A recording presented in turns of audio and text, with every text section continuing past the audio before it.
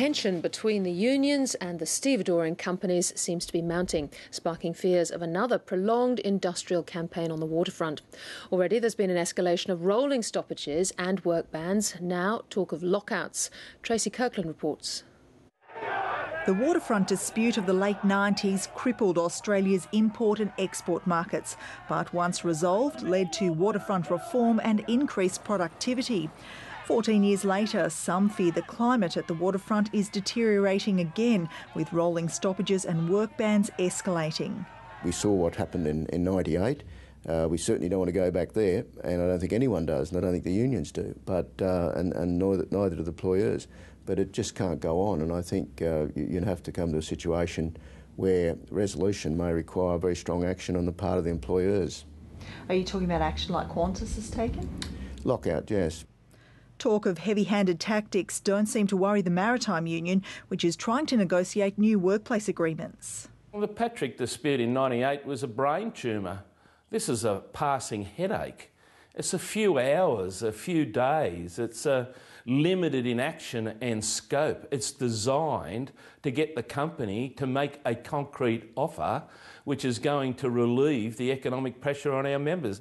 The union claims a deal with Patrick's has been reached after a 12-month slog, but says early negotiations with DP World have already broken down. Last weekend, stevedores in Fremantle walked off the job. Today there was strike action in Brisbane, with Sydney and Melbourne to follow next weekend.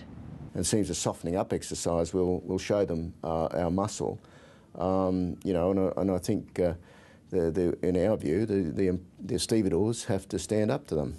It's not an armed robbery. We're after CPI, reasonable outcomes, the same outcomes that were delivered in the 3 years previous during the global financial crisis. We're dealing with high technology, high productivity, 24-hour shift work. We're not running away from performance and productivity, but we expect reasonable wage outcomes, and we expect the company to put that on the table. The Australian Competition and Consumer Commission has been monitoring productivity levels at the ports for the past decade and says the most dramatic fall since Patrick's infamous dispute has been in the past 12 months. They put it down to a worrying increase in industrial action. It's at a high level. What you've got is one union on the waterfront and a duopoly negotiating with them, and there seems to us have been a bit of a standoff in those relationships over the last 8 to 10 years, where largely wage increases are flowing through, but there's no productivity offsets. They say along with industrial reform, the waterfront urgently needs more capacity, additional investment and increased competition.